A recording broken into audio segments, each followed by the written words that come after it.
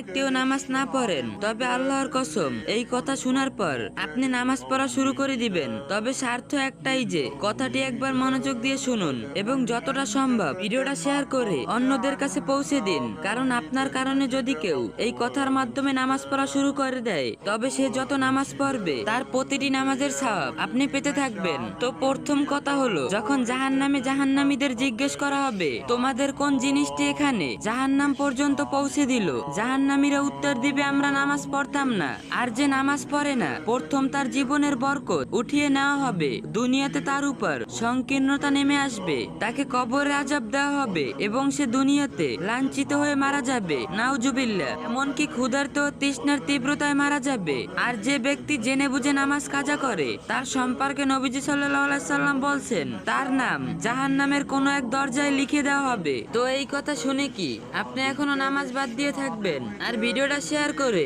অন্যদেরকেও জানার সুযোগ করে দিয়েন।